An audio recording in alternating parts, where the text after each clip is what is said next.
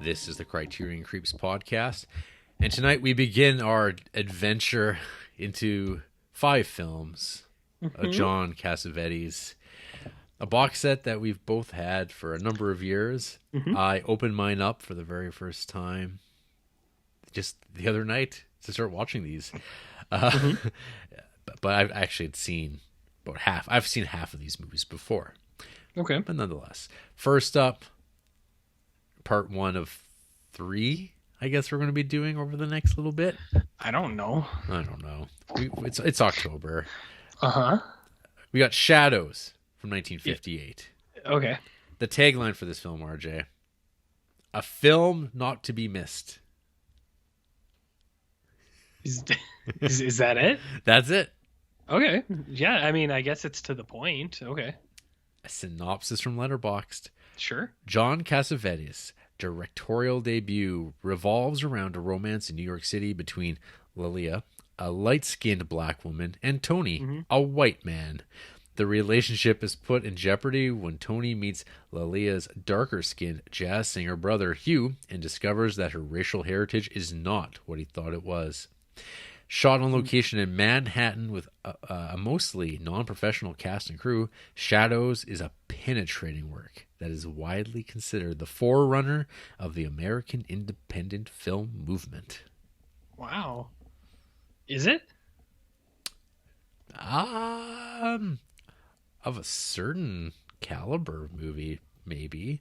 I mean, I guess if you ignore whatever it is that Corman was doing with his boys, AIP and stuff like that. I mean, those are essentially independent films, but I don't think that's what they're talking about. I don't know a whole lot about Roger Corman and his filmography. Is there anywhere you could direct me where maybe to get a play-by-play on the history of that or anything like that? Do you know anything like that? Well, that must be the prions eating your brain, because you were on a podcast once where we talked about Roger Corman in his entire filmography for Cormay of 2020. It's okay, RJ. It's okay. Who? It's okay. Okay. Yeah, okay. Tell me more about Shadows. Shadows. So Shadows is a movie that I had seen once before back in like 2008 with a friend of mine, Trevor. We actually went through this weird, Trevor. What is this Trevor dude? You've never mentioned him before. He's a real person. I doubt it, but okay, continue. It's Trevor and I. He was into film, I was into film. And one night after like probably going to the bar, we're like, hey, you know what? Let's watch some Cassavetes. We'll sit around your laptop and smoke some cigarettes and have some drinks and watch Cassavetes in your like 1-bedroom apartment. And that's what we did. And over the course of like a few weeks of like doing the same kind of ritual, we were like experiencing Cassavetes maybe the way it should be best experienced. I don't know. And we watched Shadows, Faces, and Killing of a Chinese Bookie. So during your watch, did like a fedora materialize on your head while you were watching in this apartment? It did not, no. And like a katana materialized in your hands over the fedora, and you kind of waved it around and stuff. Did that happen at all? In a trench coat while wearing a t-shirt? Eating some Doritos and drinking some Mountain Dew? Yeah. Did any of those things happen? None of those things happened. With fingerless gloves, like a biker glove. Yeah. Okay. Well, I'm a little confused, but I'll let you finish. Continue. So I watched this Shadows, and this was the beginning of my introduction to John Cassavetes. So yeah, what's this movie all about?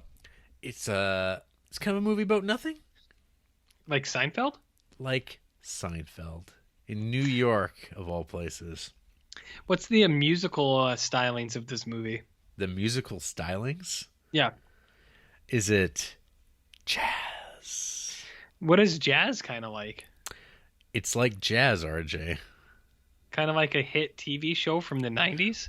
With like some strumming. Boom, boom, boom, boom. Boom, boom, boom, boom. You know, I didn't even like, the music never really jumped out at me that much in this movie.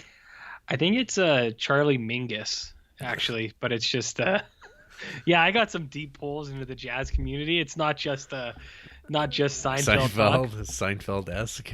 I'm pretty sure it's old Mingus, but I could be wrong. Old Mingus? That's a good name, hey? Isn't Yeah. that your nickname in high school? Minji. Old Minji? Yeah. Yeah. Anyways, what were you talking about? I was talking about, Faces? Shadows. so like this plot. So I mean, Sure. we read the synopsis of this Hmm. Shadows, and I mean, it kind of cuts right to it. But you're like, this, like the first half of this movie has nothing to do with this. No. So yeah, because they don't even mention her goddamn brother in this entire No, it description. just brought up kind of not even matter of factly. It's just kind of brought up as if you should know Yeah. at some point. How are you not in the know, yo? Yeah. Hmm. Yes, Charles Mingus. Oh, so I was right. Yeah. So, Nice. whoa, What? that was a hell of a sound that you just emitted. So we got, You- so yeah. I mean, I'd say that, like, I mean, the you have three main characters, the siblings Sure. that we're not even told are siblings No, you're until just kind of. about halfway through. You kind of know Yeah. that they're like friends and they have the same friend circles. Other than you do know that Hugh and Ben are siblings, but I don't know Yeah. if it's like explicit that like Ben and Lilia are brother and sister. It talks about the two dudes being brothers, and then at one point they mention one of them mentions that she is the sister, but it's very like like it's kind of like it's like in the side. It's not like the center of focus. It's kind of just mentioned off on the side. It's like, yeah, it's my sister. And Something what's like that. interesting too is that they never talk about their parents. Hmm. And it's like, I kind of love that this is like presented in such a natural way, because this is kind of like, oh yeah, siblings aren't saying, hey Lilia, you're my sister, because we're in a bad fucking movie and we have to explain everything out loud for the audience as they turn to look at you through the screen. You know, we may have been stepbrothers that were brought together by fate, and we may have entangled with those witches that one night. But you know, I still won't forgive you for stealing my girlfriend, Loxana. Loxana Troy, and I'm gonna go hang out in a bucket for a while. That kind of Yeah. exposition. That kind of exposition that we've all grown to love and expect from our entertainments Yes, of and course. cinematic experiences. Mm-hmm, mm-hmm. So, Interesting. Ben is kind. I feel like Ben is the Cassavetes stand-in, and I feel that one of the Yeah. things that we're going to experience, I think, is like Cassavetes kind of cast guys that are his proxies, because I feel like Yeah. main dude in Faces is kind of like old Cassavetes. Oh, the old dude. Yeah, Yeah, okay. Not what's his name from The Crew and the Wes Anderson films. no, yeah, not Seymour Cassell. Yeah, okay. Yeah, Maybe that's a young Cassavetes. no, Ever consider that? No, he's not. All right. So yeah, Ben hangs out with his pals, and Yeah. I couldn't help but be reminded of the recent Fellini movie that we watched, which someone just recently corrected my pronunciation of. I Vitelloni. Viltiglione. Yeah, That movie? remember that one? Yeah, I do. Yeah. Do you though? Do you actually remember it? Viltiglione. Yeah, it's got like 48-year-old men pretending that they're 13, and they're like, Well, "Oh, I want to grow they're up." like 20-year-olds, I guess, but They're like 49 and and it's they're distracting. pretending to be So 10. this movie kind of covers the same ground, but is convincing.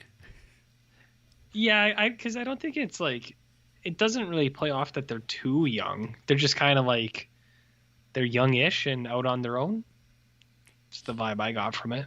In Shadows, In Shadows, yeah. okay, I had to double check. I was like, is that Shadows? right. Yeah, So I'm agreeing with you. okay. There's also, like, from a flavor standpoint, like what this movie tastes like, I guess. If you want to talk about what movies taste like, What do you mean like taste? like Godard. Okay. It has that like Band of Outsiders kind of vibe. Like, Yeah. because it's like young people, the way that they live life now in 1959, not in this sort of moderated cinematic way that when we watch movies, it's always like it doesn't seem very convincing. Shadows, it feels like, oh, this is like the life of someone living in New York in 1959. It feels like the expression in my mind came of this is an American picture for Americans. This is a real voice.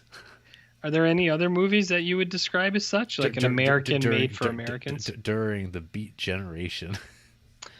Oh. They do kind of like shit on the Beat Generation here though too. I did kind of notice that. But I think there was one where it was like it almost seemed like it was directly making fun of someone, but I can't remember who. Maybe it was Ginsberg. Nobody cares about that guy, right? The Gins?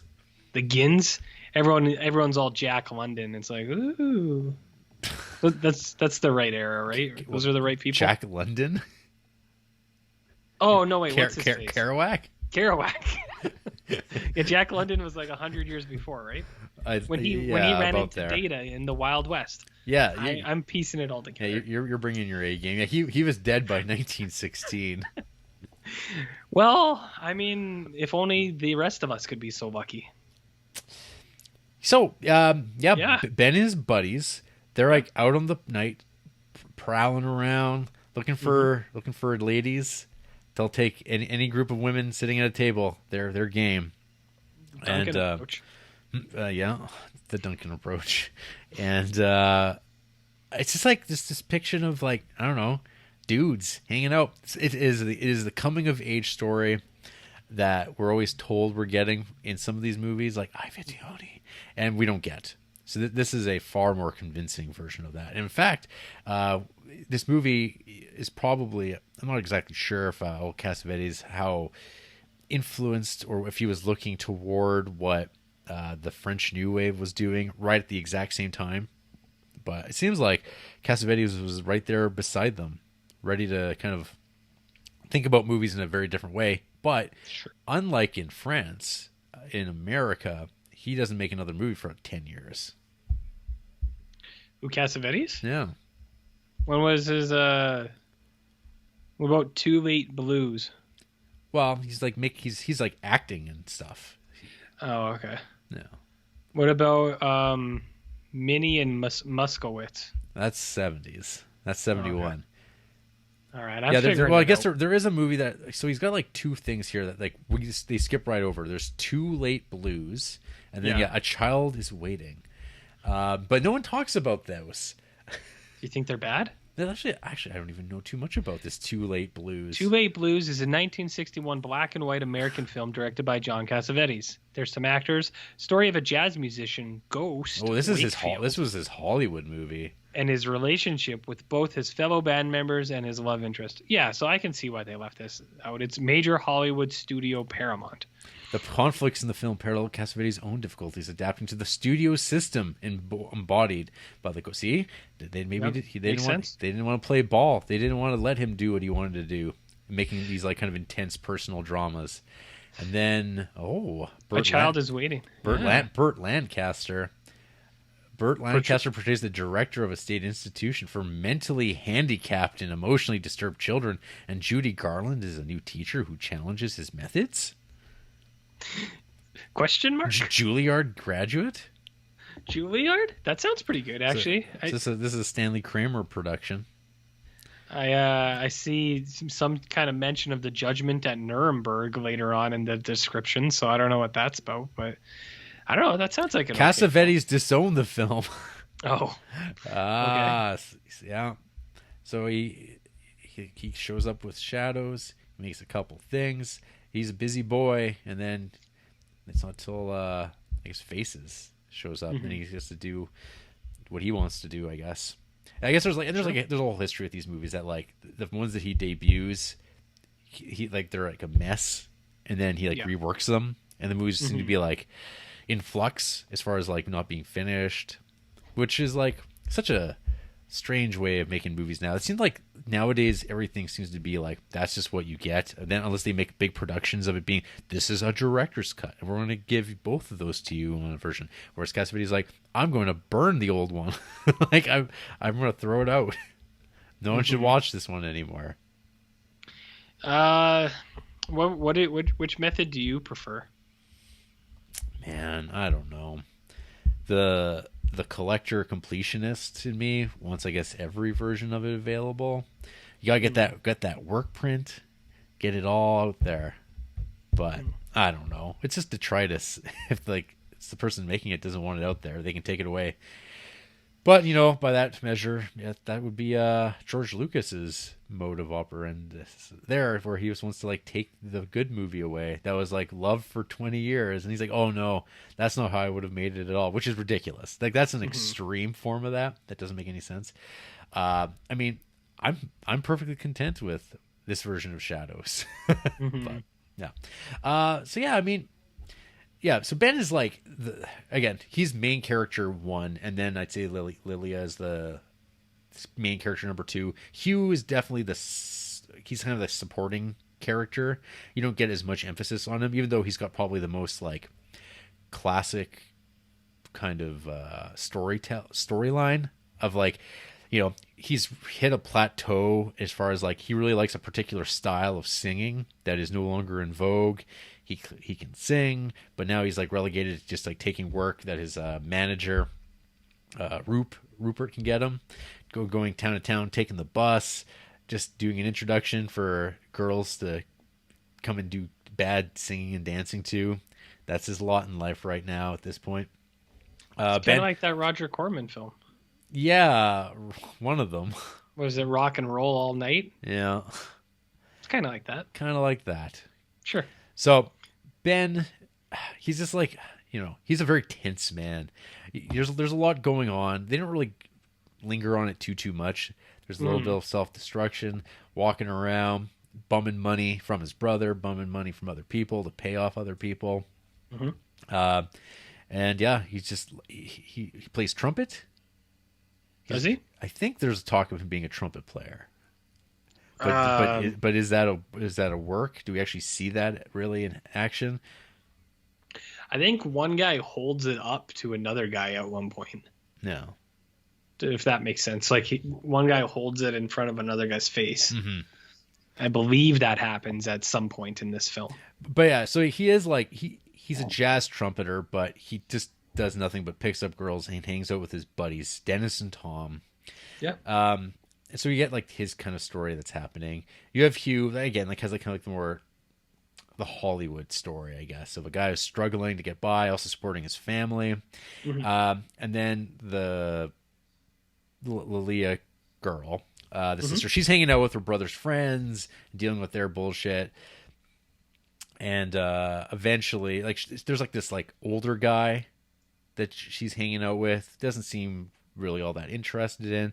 They go to a party. We're introduced to this Tony guy who starts hitting on this stripper, I guess, who finds out she's pregnant, and he's like, "Oh shit!" Gets out of that situation, and then kind of zeroes in on Lilia, snatches her up from the other older guy, and they bang, and that's awkward.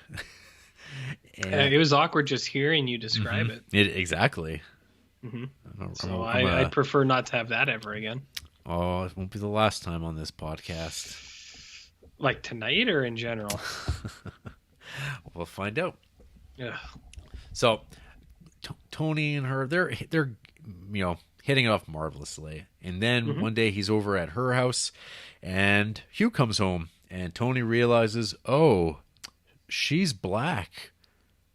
She just doesn't look black. And he has a real awkward moment. Real 1959 stuff in America. What kind of stuff is that? Racially charged racism. Is that kind of like that professor at the university in our hometown? Kind of the stuff he was doing, or different? I think. Oh, okay. No. So the dude in the movie is probably not tenured, is he? What? I don't know.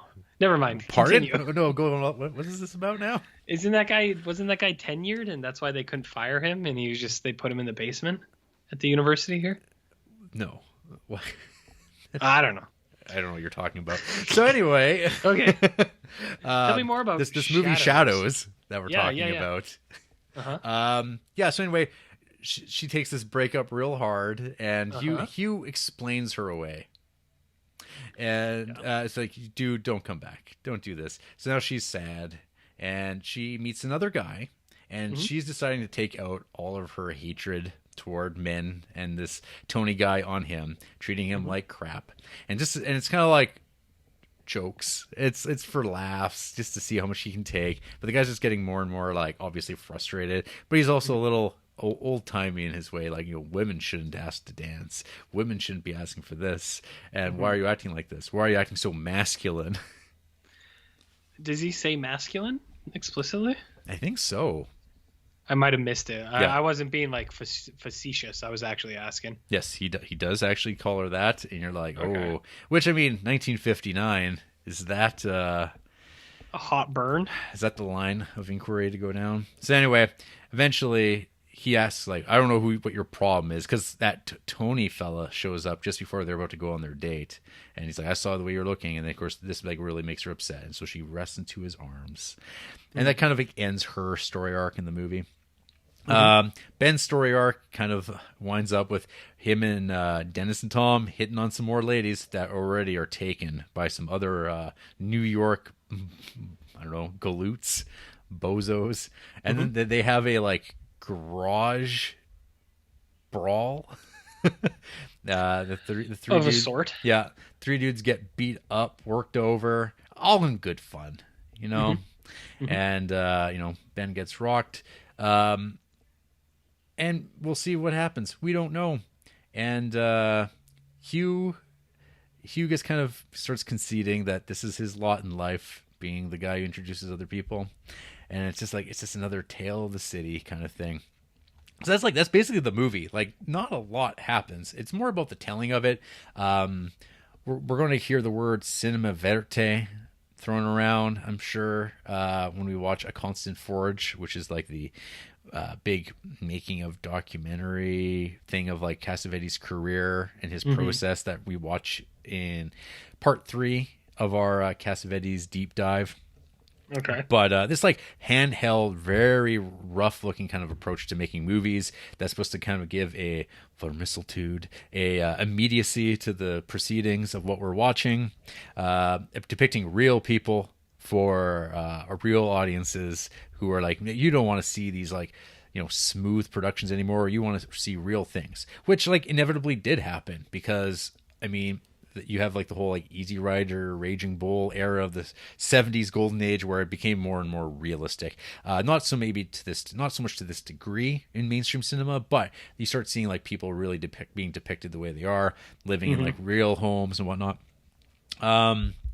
So that all being said, I actually really like Shadows. I think Shadows is actually a really good movie.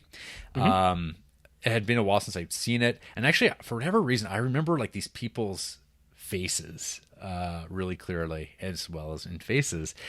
There's something about, like, the way that these movies are, like, kind of not fancily shot. It's very, like, serviceable in its cinematography and its presentation, but it looks, I don't know, there's something about it that, like, has burnt into my brain way more than other movies that, like, I couldn't remember anything about. But, like, as soon as I started watching this again, I was like, oh yeah, like, it all came back to me immediately.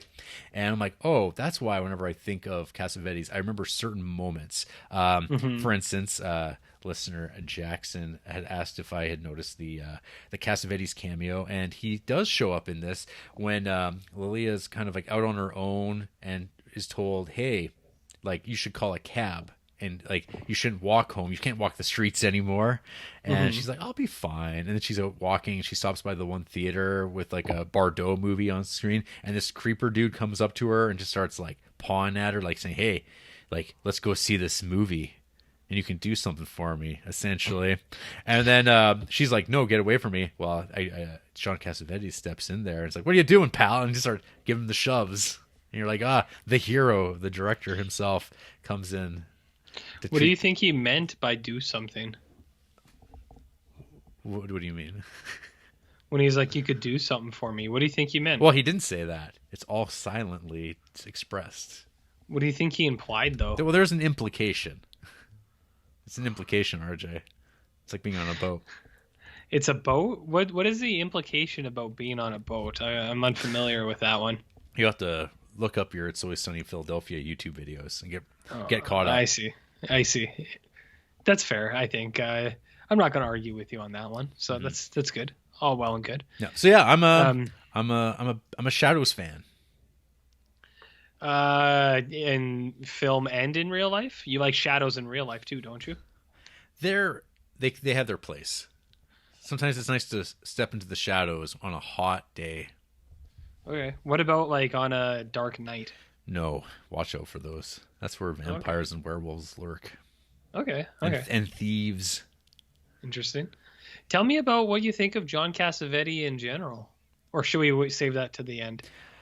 Well, actually, you told me about your intro to Cassavetes. Yeah, so, he's just this guy. So I don't know who. At that point in time, I knew he was an actor who showed up in movies like Dirty Dozen, and he seemed to be kind of like, and Rosemary's Baby, seemed to be kind of like a.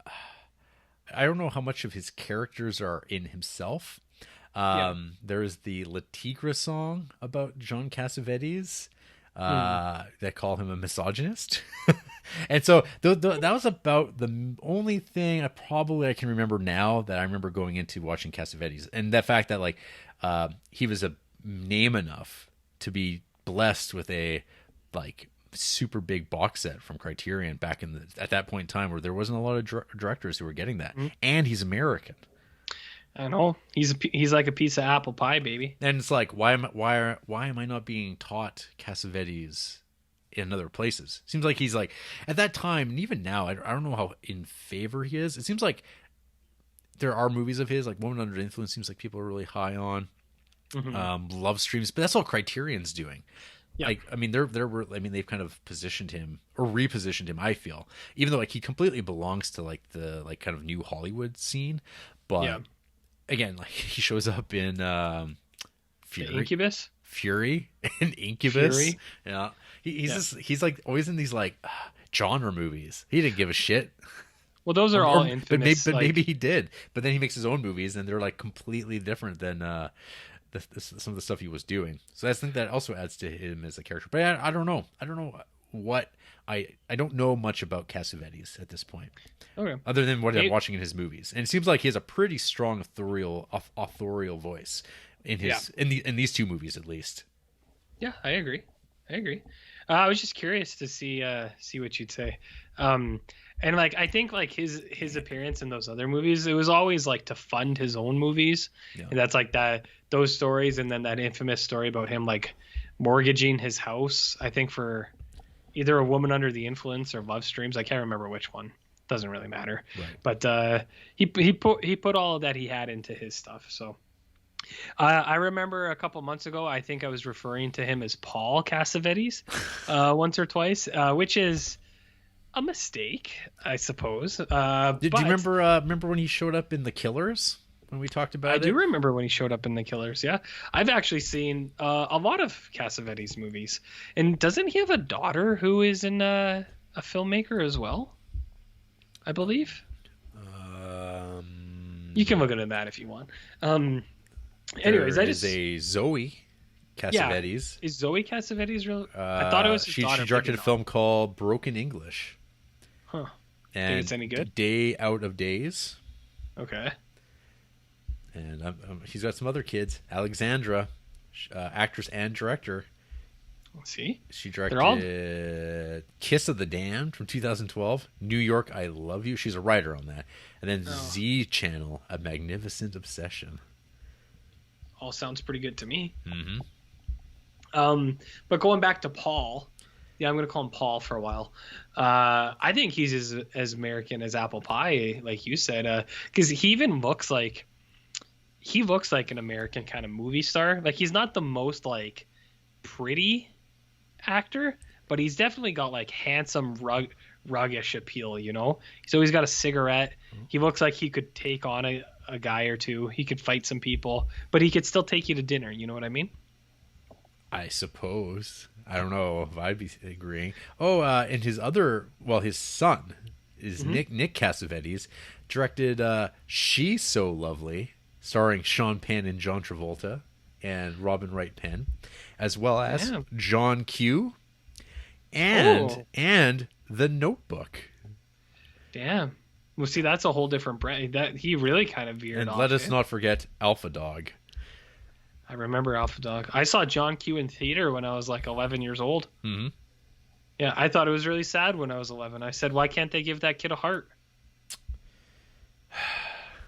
Sad. Anyways, I know Cassavetes pretty well. I know more about him, I think, than I have seen his movies in general, because my old boss used to be really into Cassavetes. Okay. And then, so when I was doing my master's, me, him, and another guy that we worked with all together, we would watch movies sometimes, and he was a big Cassavetes boy. So he kind of like brushed that off on us. I remember you talking about this. Yeah. So this is a rare occurrence on this podcast, Jarrett, where I actually know, not Paul, but John Cassavetes, not personally, but I actually know about these movies we're getting into. I own the box set. I own some of his other movies. So this is a rare treat, Jarrett. And I gotta say, I like Shadows as well, and I'm gonna play my cards a little early here, but I am what you would call maybe a Cassavetes min. Oh yeah, is that how you would say that? A Cassavete? A Cassavete? I'm a Cassavete, a big Paul Cassavetes boy. Cassavivian? Cassavete? Cassavetian? Perhaps. I'll get into that a little bit more later, but I like Cassavetes. I think his style is really cool, and I also these are the movies that I think do deserve to be in Criterion a lot more than like 2/3 of the stuff we watch. Sometimes I'm like, oh, what is this? These movies I actually do understand. I mean, why they're here. Yeah, I mean, I have to say, I like these movies more than I like those Godards.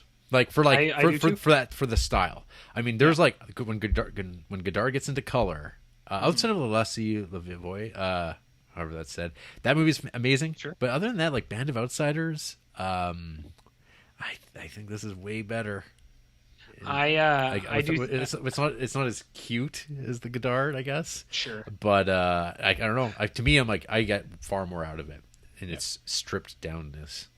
I think these movies are more real too, not just because of that verite vibe that they have, where like a lot of it was improv and stuff, but right. I actually think he handles like the material of the movie itself. I think is pretty well handled. Like for the time it came out, I think it's like I don't think he gets enough credit for having a main cast that was primarily like black actors as the focus of his movie. And like I know that like the movie is about race relations and things like that, but like I don't know, I couldn't tell you too many other movies from the 50s where it's like the leads are all black actors, and it's like that's like I don't think it gets enough recognition as like I didn't realize that going into it. Do you know what I mean? Does that make sense, or is that weird?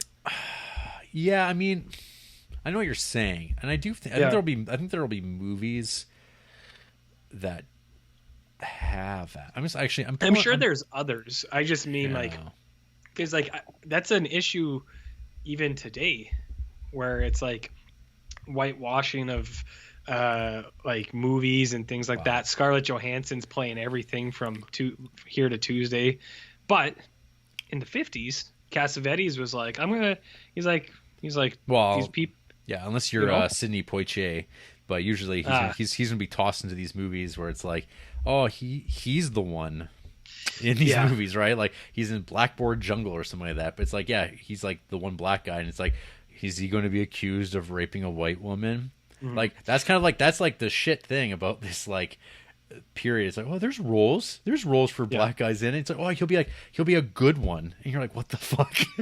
Well, it's like rather than like, hey, this is how they live their life, just like everybody else, and rather than like, oh, how does the white person exist in the confines of this like, how do we go about that, making their lives better? And it's like, extremely patronizing, rather than like, and this movie addresses that, but in a way that, frames it where like, oh yeah, no, they're the main characters, and it's the white people who are the richest, like, assholes, I guess. Yeah, but it's not like, they're not all assholes, because there's like Dick and Tom, his buddies. They don't give a fuck. They're just hanging out.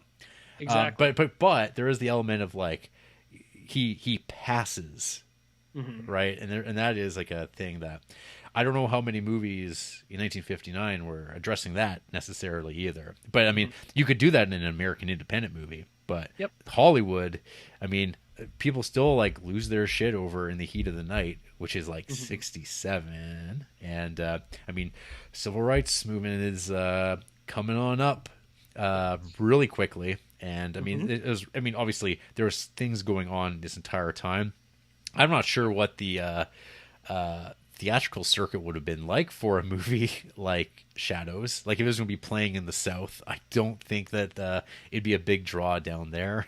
But being about New York City and about like, a white man is dating a black woman. Oh, boy, oh boy. Exactly. And even the jazz, not racially, but some people don't like jazz. So I think it's got that in there too. But I'm just kidding. But what you said that's actually what I meant, where it's like there was a lot of movies at the time that also address like race issues, and I think it's an element of this movie. But I actually think that the main point of this movie, like once you get the majority of the way through, it's just about like this little family, the two brothers and the sister.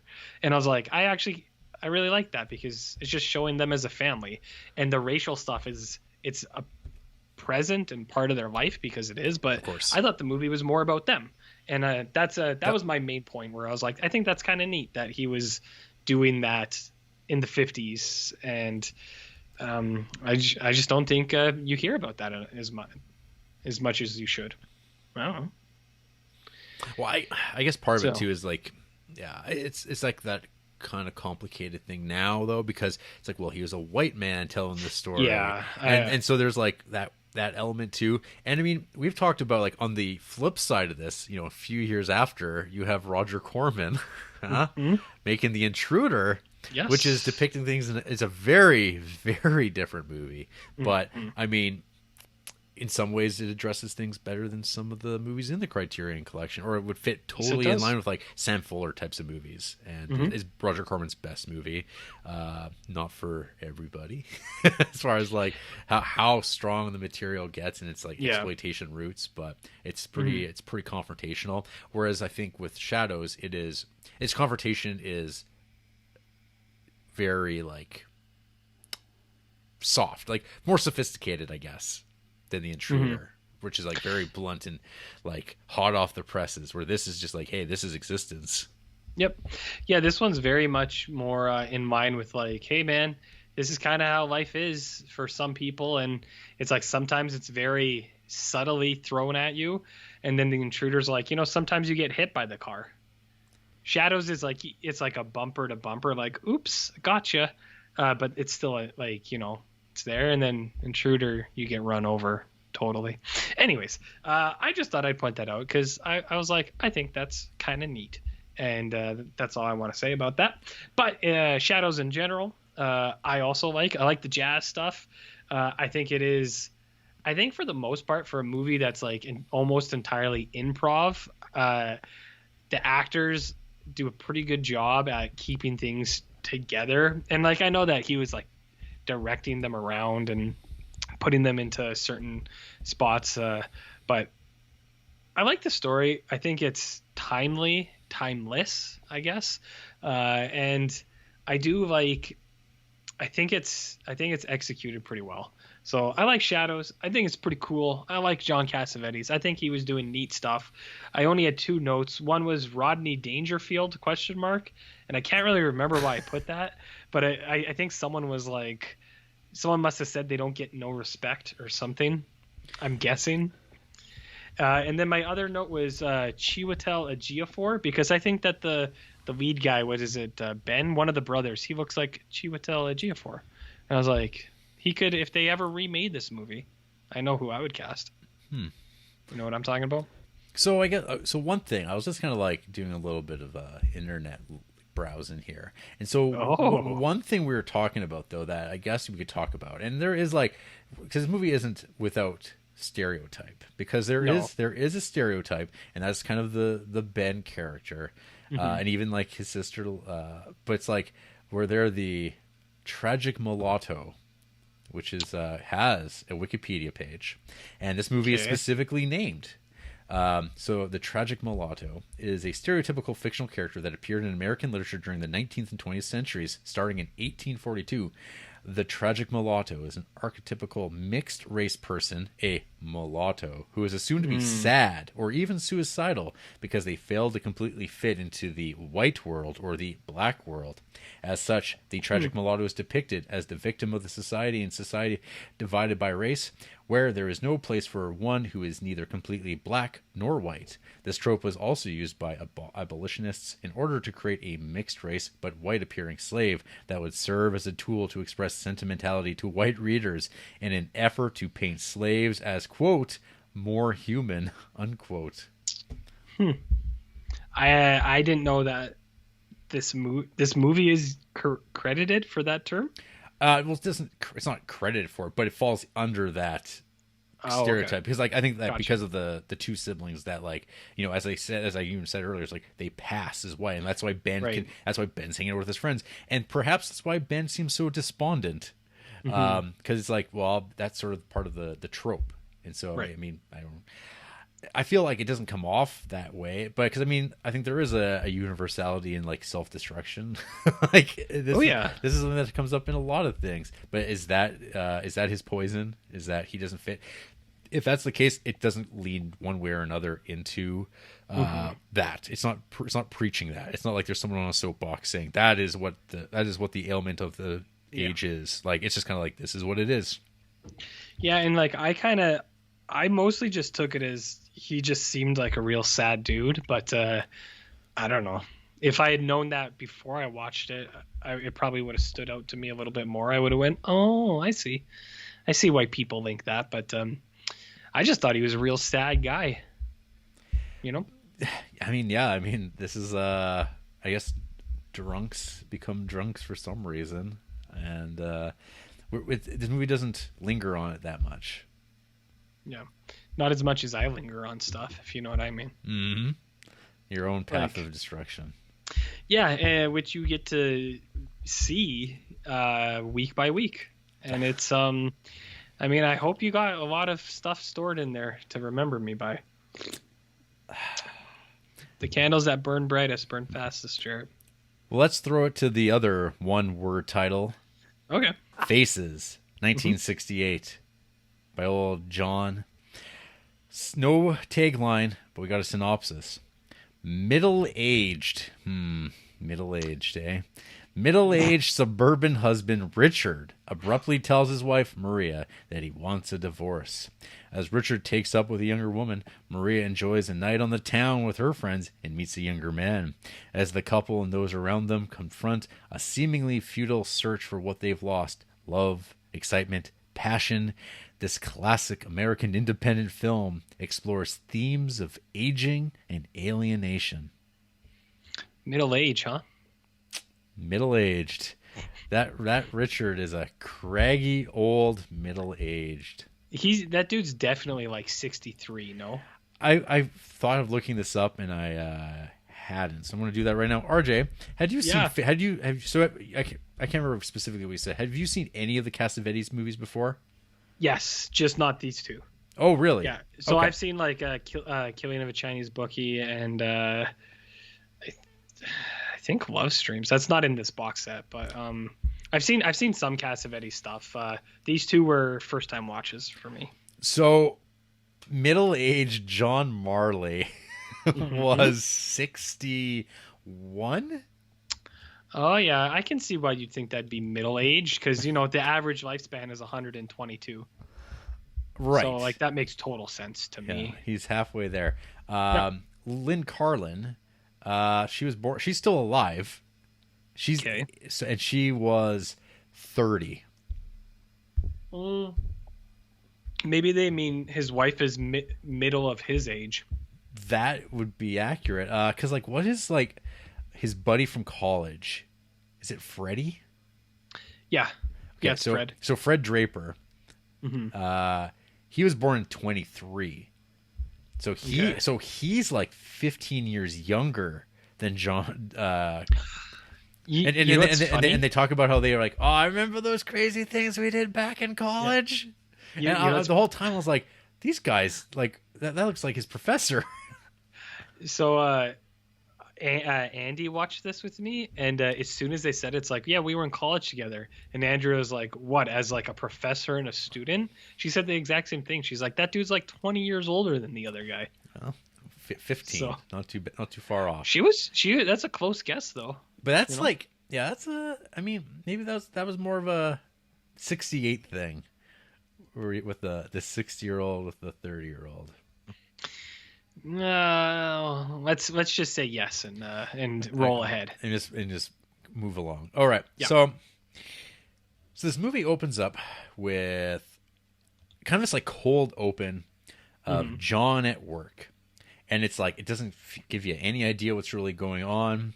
It's feels very new age, like not new agey, French New Wave. Nuevo? Yeah, like very much like acknowledging you are watching a film. And because you are about to watch a film, but then it cuts away, and then you get the title via the film. Because John, he works in insurance. He's being presented with a new ad campaign. They name drop one of our favorite movies on this podcast, La Dolce Vita. I remember that drop, and I almost dropped the movie. If you know what I mean. No. He doesn't.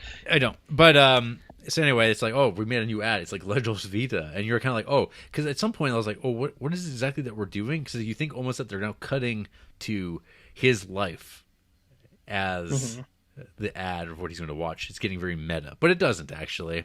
It's not that type of affair. It basically just chimed leaps ahead to like him and Fred being drunken assholes at a woman's house. What we came up with without looking into it was that she was an escort, not a prostitute, as is implied by Fred at one point, but more like a fancy escort lady who will go on a date, and maybe if you play her cards right, a little bit more. That's how it seemed in our turn, but maybe she was the other a sex worker. I don't know. Well, I think, yeah. It's but it seemed like she was a fancy escort, right? Like a higher class one. High end, yeah. And that's played by Gina Rollins. Yes, so we just get kind of tossed into this, like, I don't know how long this is, like 30 minutes? It's about 30 minutes, but I just realized. So you said that what's John Cassavetes' son's name? Nick Cassavetes? Yep. He did The Notebook? Yep. Do you know who's in The Notebook, Jarrett? Who, RJ?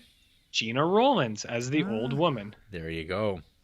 Yeah, so it's all making sense to me. It's all coming together. Okay. Anyways, that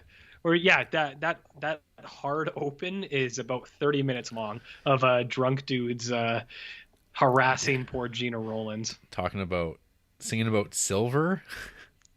Hi ho silver. Hi ho, yeah.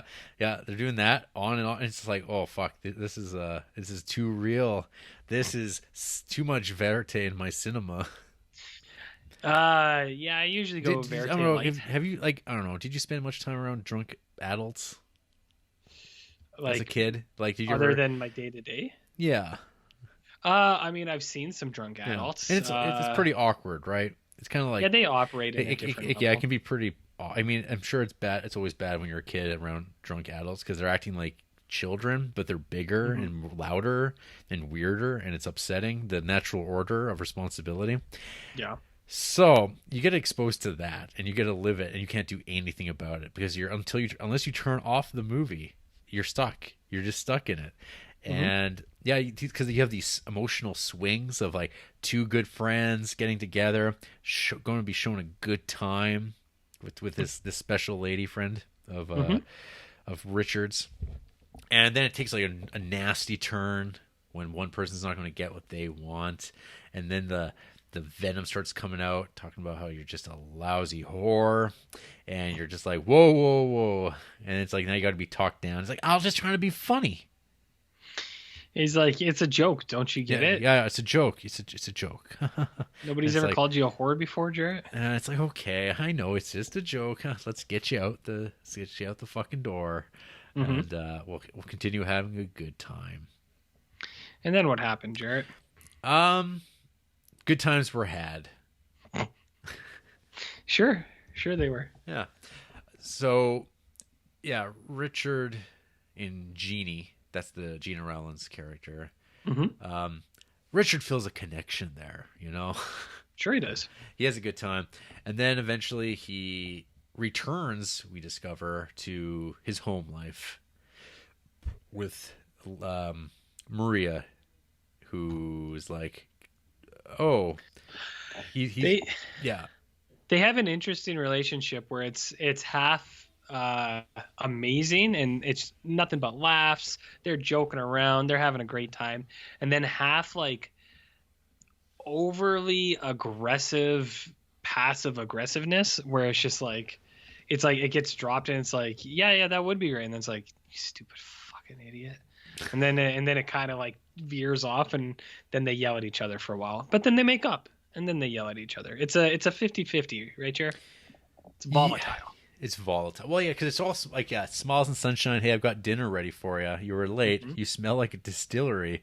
And he's a little smelly old bastard. And then the passive aggressive comments start coming out, and the simmering disdain for one another. But it's like all part and parcel of the whole package. And, you know, they've been probably married for a very long time. I can't remember if they specifically say if they've had kids or not. There's mention of older kids, especially by the other characters all talk about kids. Yeah, Freddie's got kids, because that's like where that whole line about like when Maria's like, I don't like that Freddie. I was talking to his wife, and it sounds like he's having an affair, and they were talking about him eating pussy. RJ. See, I told you what happened. They don't use those words. They say specifically. They say kiss. Says he gives her a little kiss. And he's like, oh, what is he talking about? And then what do we get? We get Richard Frost giving the big V, making that. I'd like to express how I can distance myself from the opinions of a co-host here, and this is 100% a character I play for the podcast. I can't speak for him though. We're all living a fiction. Well, yeah, life is meaningless, Jared, if that's what you mean. Well, no, I didn't say that. It's filled with metaphor and allegory and meaning wherever we look. I don't totally know what you mean, so I'm going to ignore it. So their fight though escalates. Their bickering escalates. It's seemingly, and then they like turn in to go to bed. Like everything's just fine, but it's not. It's sexless. Excuse me? No, there's none of that like gesture, tongue going on. And the next morning rolls around. Maria's kind of getting ready, and Richard kind of like storms in. I guess it's like not even the next morning. It's like later that night. Like they go to bed, they lay around, and then like she gets up to like clean up, and then he gets up and he's now dressed, and he's like, I want a divorce. She's like, haha, okay. And he's like, whoa, what's so fucking funny? And it's like, no, I want a divorce. And the whole thing, it just becomes this like back and forth of like expressions of him like pushing buttons, and she's just kind of standing there in total like disbelief, stunned. Stunned. Like when you say words that I can't even react to. I just can't. You just can't. Yeah. Anyway, so stunned disbelief is what Jarrett said. Yep. And so this is probably like an hour into the movie. Oh yeah, yeah. It's a solid hour in, and then that's when the movie starts rolling. And then it gets into its like. The movie's really 5 acts, I guess, like 5 modes of action, pretty well. Yep. So the first, so we're now on to 3, and 3 is now where Richard's going to rejoin Jeannie's party in her job, I guess, or activities, where she's entertaining some other guys, and Richard's alone. He goes to the bars. Richard, John Marley's face, like I was mentioning before, is just emblazoned into my brain. He looks like a goddamn like zombie. My Letterboxd review. Explain. I don't know. It's like that tall white hair. He kind of reminds me of that first zombie, Night of the Living Dead. In that suit, he looks dead. Like he looks like shit. Bags under his eyes, the tall white hair, that smoky voice. It's almost like this feels like sometimes like John Cassavetes' worst fear is becoming this guy. I think that's a representation of America, Jarrett. Of America, smoky and boozy. But yeah, in my Letterboxd review, I kind of mentioned that this movie feels like Night of the Living Dead offcuts, where this is kind of like, if you were like going to like, okay, we have to make a zombie movie out of this like entire like scene, and you cut that movie out. This is kind of like the framing of that, because it's got the same tone of like just angry white people in a black and white world that are just at each other's throats, and you're just in rooms, and they're arguing about how the cellar is the safest place. And like that, like this movie, just like, oh, we took that part out of it, but this is like what happened before, and they don't realize there's a zombie apocalypse. But you're just left with like people at their worst and most human at the same time, because it is just like this kind of like long series of drawn out scenes of just people talking like real people. So yeah, like Richard shows up, he kind of crashes the party with the new group of party boys.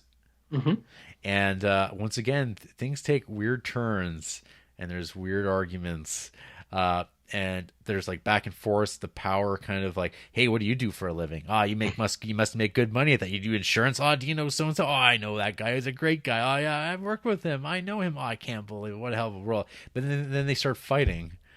Yeah, there's an actual fist fight. Yeah, and it's kind of like dukes are put up.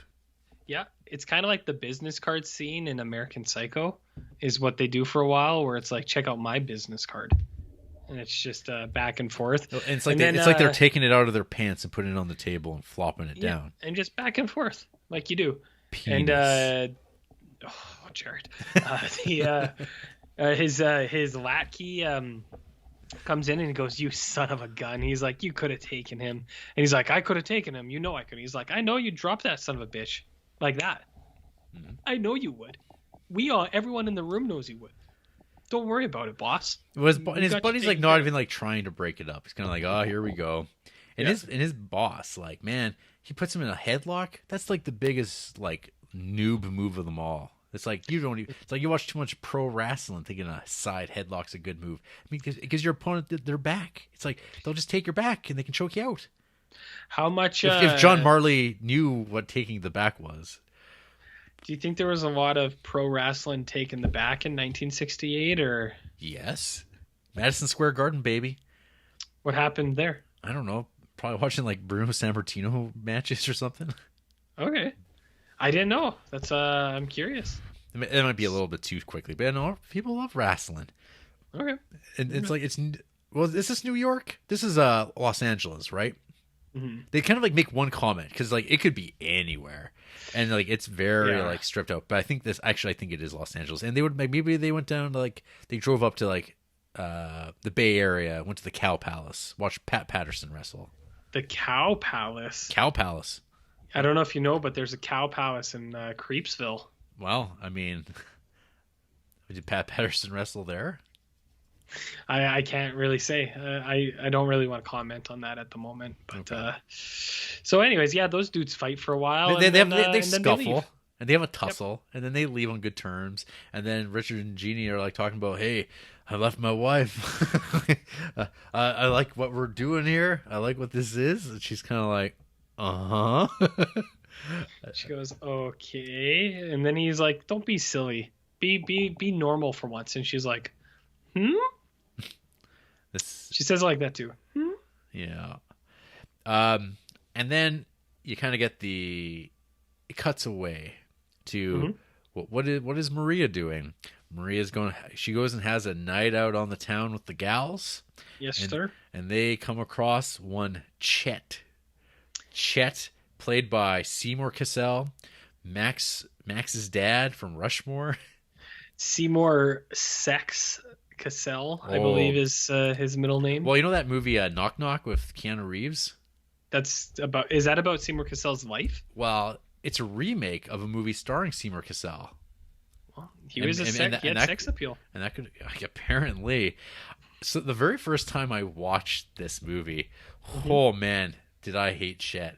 Like, he is so annoying in this movie. His laugh, his presence, like, because you know what's going on. It's like it's the process of elimination.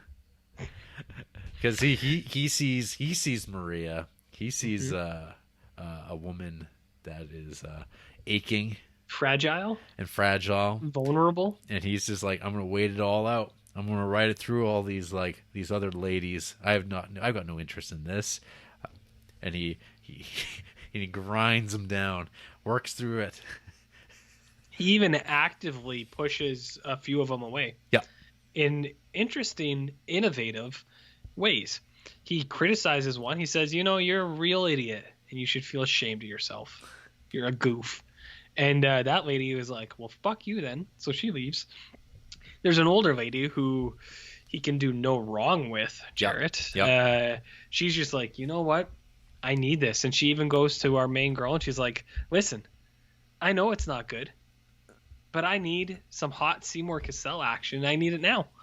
And so he literally physically drives her away and then he returns. Yeah. He makes it seem like he's interested, and then you get the double fake where it's like, oh, did he actually leave with that old lady? And then he's just in the house again somehow, Jason style, and he gets her. But that's about 20 minutes into lots of singing and lots of dancing. Oh yeah. This movie may push one's boundaries of tolerance for verte of the real. I think there's a lot of that, but because this bad boy is a cool 2.5, 215, 210. It's only 210, man. 210. Okay, well, apparently the original runtime was like 3 hours at one point. Yeah, I could see it be even longer. If someone told me that this movie was 10 hours long, I wouldn't even doubt it. I'd be like, yeah, of course it is. Sounds about right. Yeah, of course. So yeah, the plot on Wikipedia says the night proceeds as a series of tense conversations and confrontations occur. I mean, that happens too. Yep. Well, because Cassel and Maria, they couple up, and then you do get what we didn't see totally before is old man Scrooge Marley or whatever, Bob Marley, whatever his name is. Yeah, Bob Marley, of course. Bob Marley. He's hanging out with Gina Rowland, and they have fun. But then it kind of hits a wall too, where he's like, you should be like this, and she's like, but I'm not, and he's like, huh. He's like, I thought you were like that, and you kind of see in his eyes, it's like maybe he regrets the decision he made.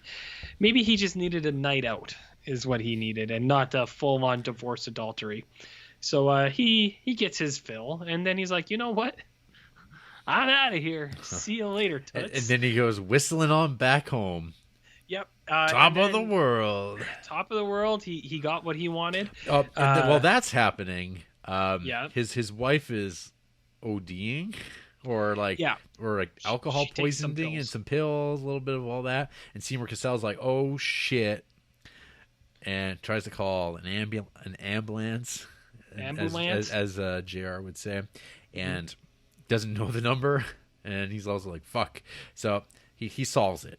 And so you get an extended sequence of him saving her life, keeping her awake, using the bathtub, putting on that cold water, slapping her across the face.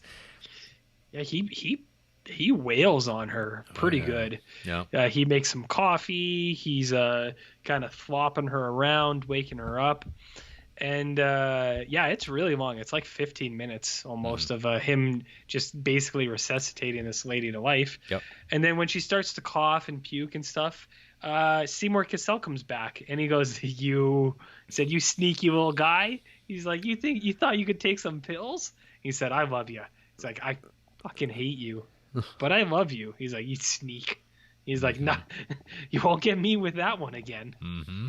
He becomes very playful afterwards, Jared. That's right.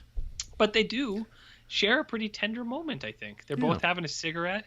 It's hitting her pretty tough as she almost died. But they have a nice little embrace. And then Big Rich comes back home singing and dancing.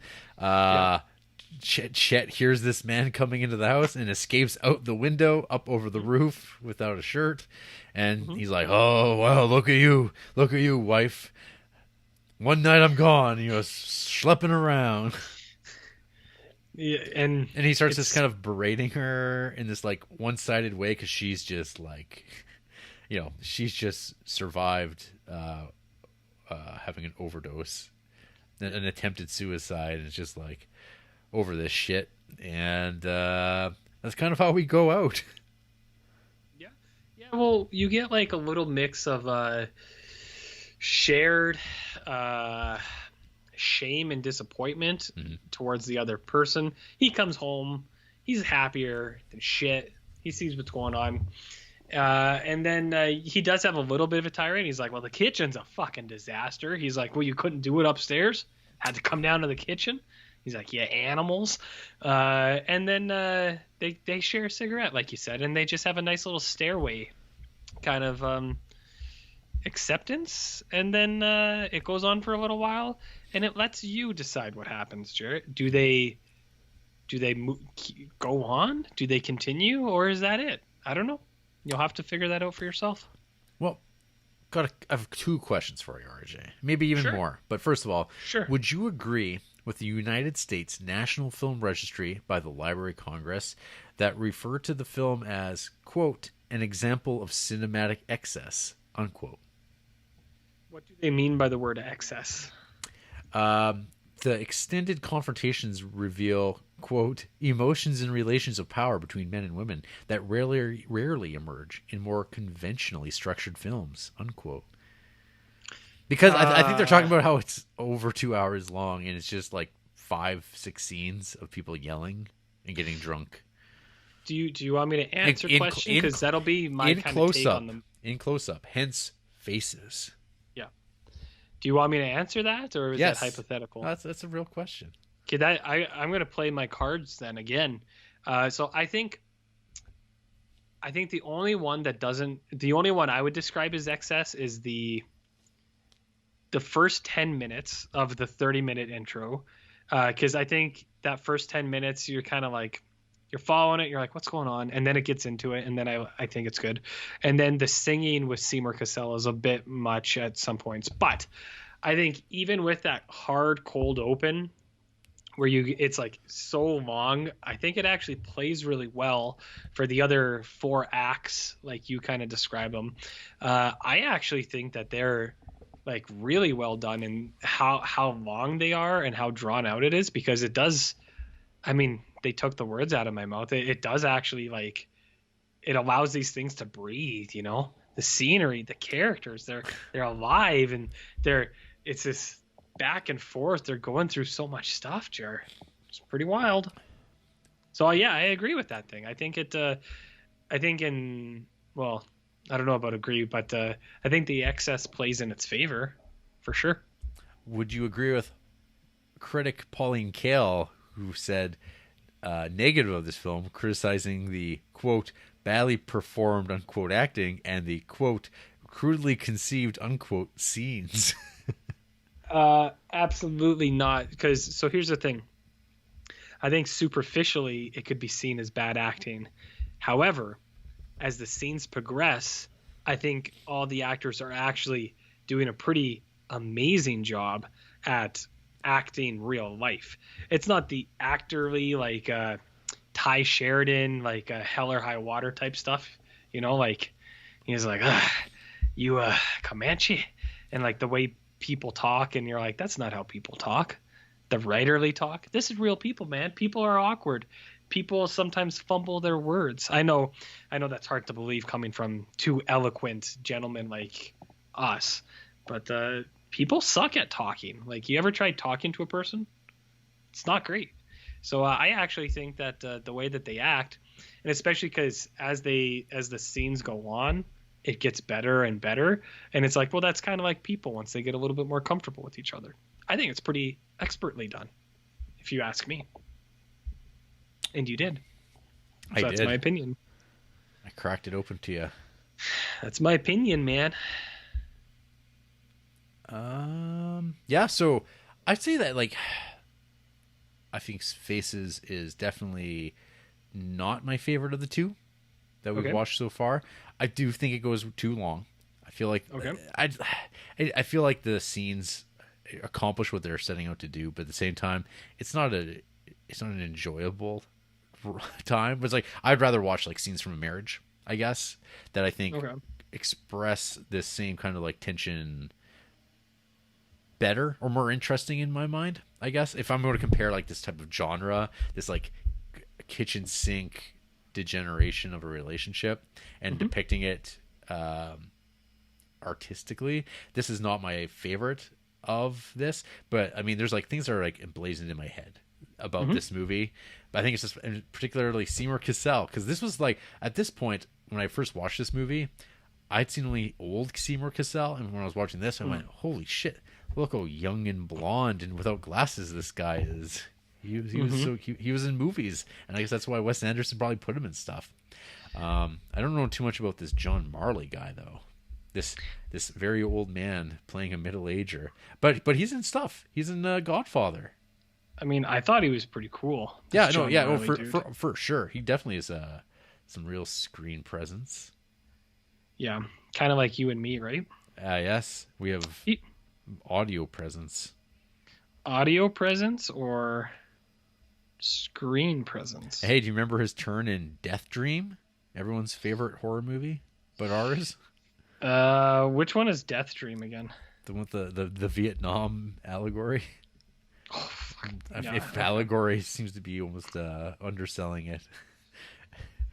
For a second, I thought you said phallegory is like a sick burn, and I was like, phallegory. I would be on board with that. I don't remember him in that movie, but I'll take your word for it. He's the dad. He is the dad? Yep. All right. Pretty sure. I don't. I barely remember that movie at all. That's fine. Like, is that okay?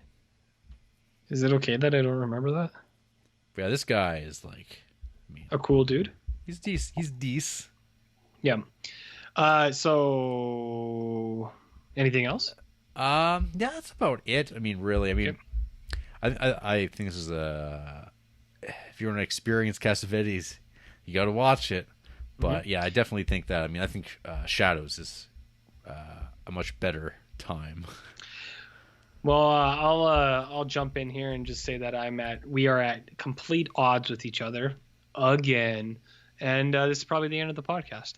No, I'm just kidding. I like Shadows, but I actually think Faces is pretty okay, Jarrett. Pretty real okay. Pretty good show.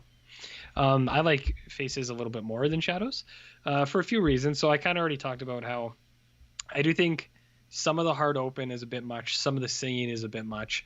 But I do like Cassavetes style and stuff, and especially like filming. Like, I like that hard smash zoom in and like the obscured camera where it's just like a person's chin for like 10 seconds. And it's like, I can imagine someone on set was like, should you zoom out, John?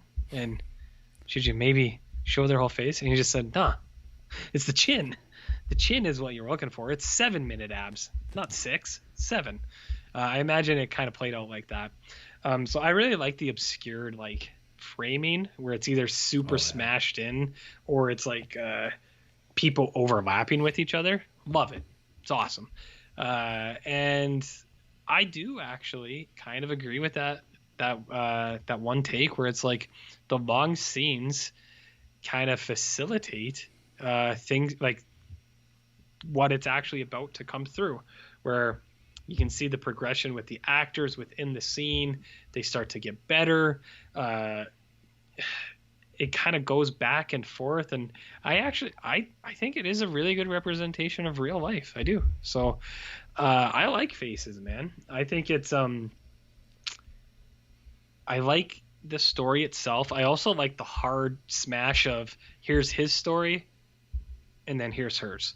Like, I think that's a nice kind of like you wouldn't, I mean, people would try to do it now too, but I like how it's presented like that. People try to do it now, but I don't think it would be as good.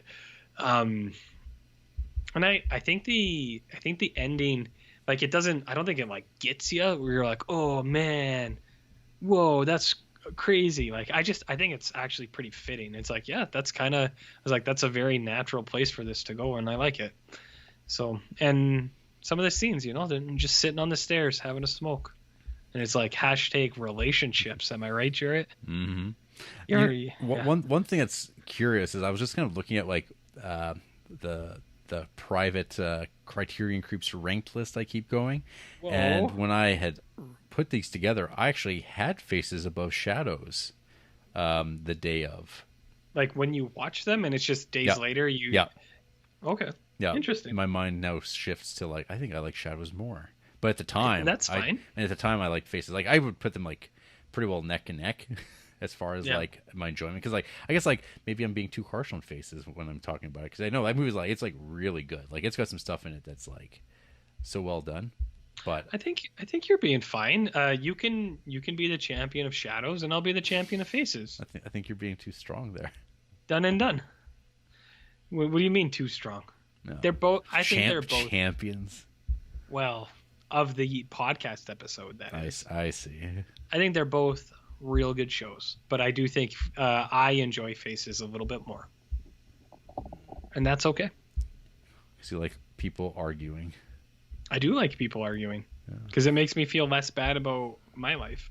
Do you know what I mean? That's pretty dark. Well, true. What you want to hear about from people who hate these movies?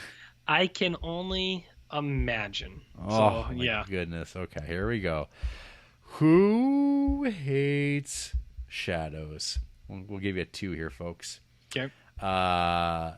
Jalaj, half a star.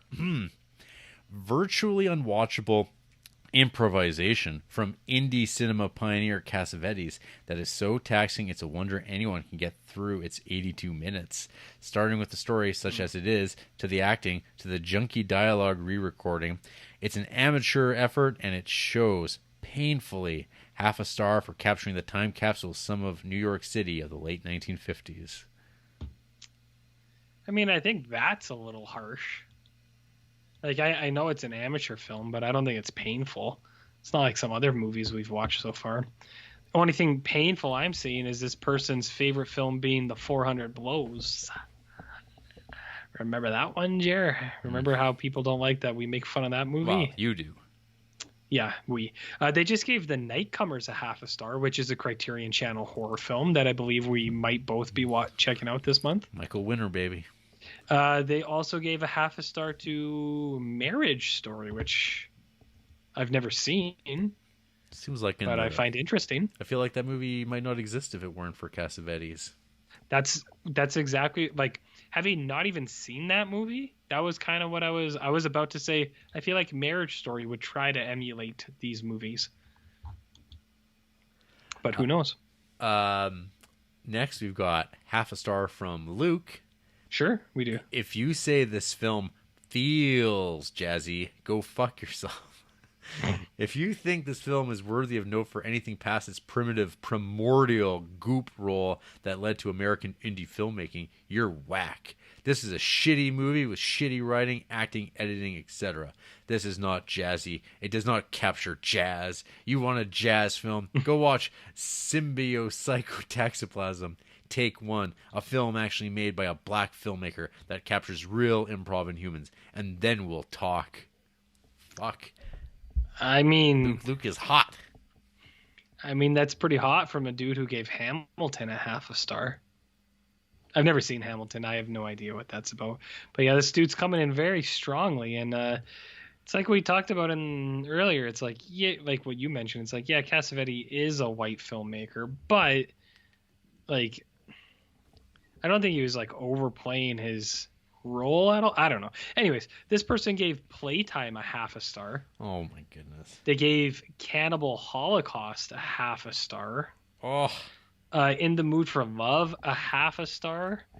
Lady Bird, a half a star, which is strange because I think they gave 8th Grade 5 stars. Okay. Which is weird. Okay, here we go. Funny Games, 5 stars. Which one? Which one? The original. Nice. But I don't think that matters. Both of those movies are bad.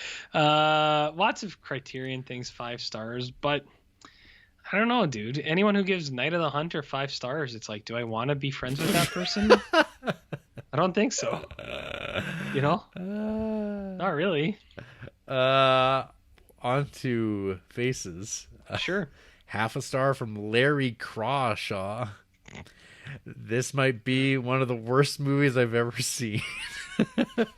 Jarrett, can I tell you something that's going to blow your goddamn mind? What? Do you want to hear this? Okay, so first of all, this person only has 5 half-a-star films. One of them is Faces. One of them is the newer Fantastic Four, Dark Phoenix, X-Men, Terminator Genesis, and M. Night Shyamalan's The Last Airbender. So somehow Faces fits in there with those ones. Wow. Larry Crashaw's 4 favorite films, and I will point out that their bio is, I watch good movies. 4 favorite films, Jarrett. Star Wars, the original.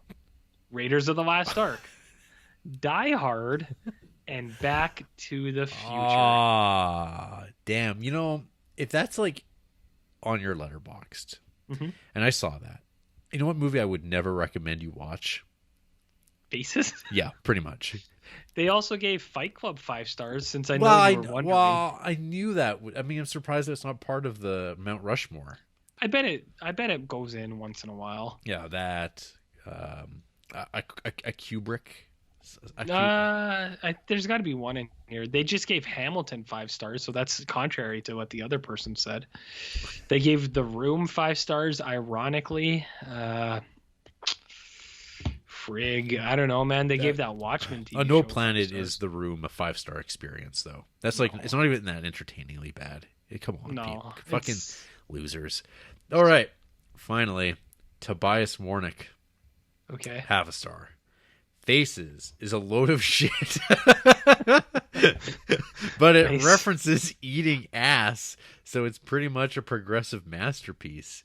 Whoa. Where is this eating ass coming into play? Because at no point in the movie did I hear that. I guess like maybe Tobias Warnock is talking about that scene.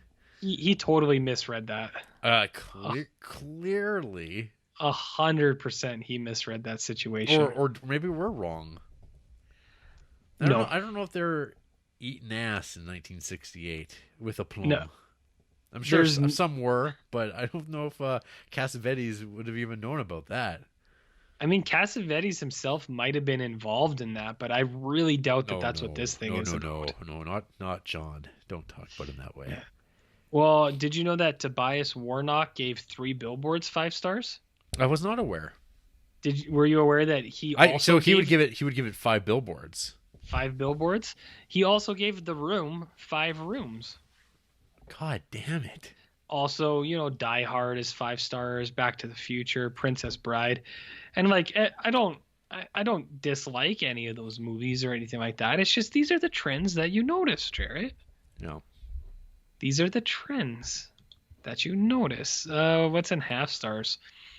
Some Neil Breen films, The Last Airbender, and Batman and Robin. Nah, that's not a half star movie. Come on. Joel Schumacher's Batman and Robin. That movie serves its purpose. That's the lazy man's review of that movie, though. Yeah, that movie's way more than what this person thinks. I watched like 10 minutes of that movie like 10 years ago, and I was kind of like, this is like shit, but it's entertainingly shit. I've seen that movie like 50 times. I think that movie's good. I've definitely not hit 50 on that movie. I'll go. Well, I mean, it came out when I was actually a little kid, so I watched the shit out of that. I watched it in theater, and Yeah. yeah, it's not good, but half a star. I mean, you got to reserve that for like the real offenders, Yeah. the Marines. Yeah. I haven't seen that, but I'll take your word for it. Yeah, it's tough. It's a tough For one. the hunter killers, you should give a half a star, Jarrett. That's right. The hunter killers. Bad girls go to hell. I'll talk about that next Oh, week. what a tease. I have something to say about that film. Very good. Very good. Well, any other thoughts here?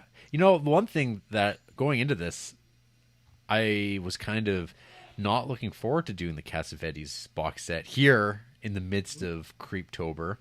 But actually, I'm like kind of like, oh, I actually look forward to continuing watching the next two of these movies.